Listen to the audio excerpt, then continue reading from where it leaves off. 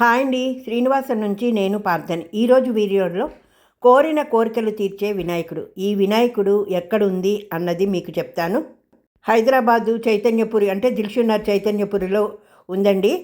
ఇది వీధి శూల వినాయకుడు అని అంటారు. చాలా ప్రసిద్ధి చెందింది. మనం ఏదైనా కోరిక కోరుకుంటే మనకు అది నిజంగా ఆ కోరిక నెరవేరాలి అని భగవంతుడు అనుకుంటే తప్పగా నెరవేరుస్తాడు ఆయన. ఏ కష్టం వచ్చినా ఏ సుఖం వచ్చినా మేము మొక్కుకొని ఇక్కడ కొబ్బరికాయలు కొడతామని కానీ హుండీలో డబ్బులు వేస్తామని కానీ అని అనుకుంటాం. నిజంగానే అది మాకైతే నెరవేరుతుంది.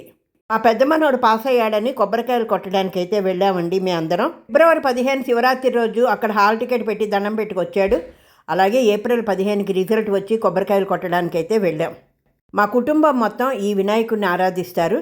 ఎవరికి ఏ కష్టం వచ్చినా సరే, మా అక్క చెల్లెళ్ళు, అన్నదమ్ముడు, మొత్తం తెలిసిన ప్రతి ఒక్కళ్ళు కూడా ఈయనని ఆరాధించడం మర్చిపోరు. వాళ్ళు కోరుకున్న కోరికలు దండం పెట్టుకున్న దాన్ని బట్టి అలాగ 108, 116 ఇలా వాళ్ళు ఇష్టం వచ్చినట్టు కొబ్బరికాయలు కొట్టుకుంటారు. అలా కొట్టిన కొబ్బరికాయతో దేవుడి ప్రసాదంతో చేసిన కొబ్బరి పచ్చడి ఇది. ఎండుమిర్చి జీలకర్ర వేసి చేసిన పచ్చడి అసలే ప్రసాదం. ఇంకా దాంతో చేసిన కొబ్బరి పచ్చడి ఇంకెంత అద్భుతమైన రుచి ఉంటుందో ఆలోచించండి.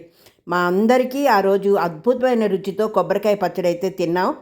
చాలా బాగుంది. వినాయకుడి ప్రసాదం కదా, అసలు ఆ రుచే వేరేగా వచ్చిందండి. ఇందులో పచ్చిమిర్చి అస్సలు వాడలేదు, అంతా ఎండుమిర్చితోనే చేసుకున్నాం. పిల్లలు పెద్దలకి కొబ్బరికాయ పచ్చడి అంటే ప్రతి ఒక్కరు ఇష్టపడతారు కాబట్టి వేడివేడి అన్నంలో నువ్వుల నూనె కానీ శనగ నూనె కానీ వేసుకొని తింటే అద్భుతమైన రుచి. ఎలా చేశానన్నది వీడియోలోకి రండి. మూకుట్లోకి ఆయిల్ వేసుకున్నాను. 20 దాకా మీ కారానికి తగ్గట్టు ఎండుమిర్చి వేసుకోండి.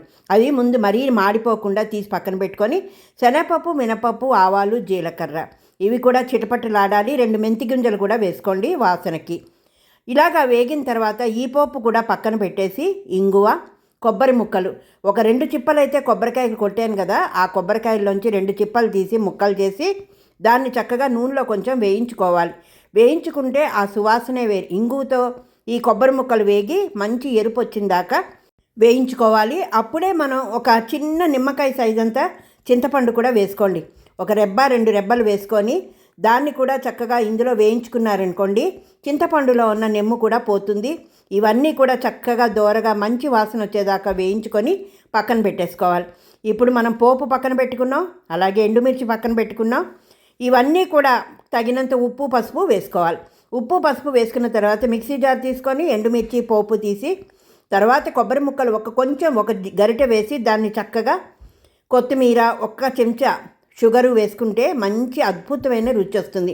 వీటిని ఒకసారి తిప్పుకున్న తర్వాత మిగిలిన కొబ్బరి ముక్కలన్నీ కూడా వేసుకొని కచ్చాపచ్చా కాకుండా కోరుగా రుబ్బుకోండి. మరీ మెత్తగా ఉన్నా కూడా కాదు. ఇలాగ రుబ్బిన ఈ పచ్చడిని వేడివేడి అన్నంలో చక్కగా నువ్వుల నూనె కానీ శనగ నూనె కానీ వేసుకొని తిన్నారనుకోండి, ఎంతో రుచిగా ఉంటుంది. చూసారా కొబ్బరి పచ్చడి ఎంత బాగుందో.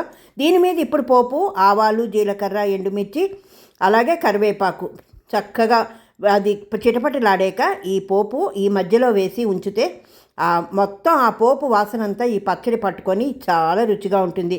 ఈ కొబ్బరి పచ్చడి నచ్చింది అనుకుంటే ఒక లైక్ చేసి, షేర్ చేసి, సబ్స్క్రైబ్ చేసుకోండి. హై బటన్ని క్లిక్ చేయండి.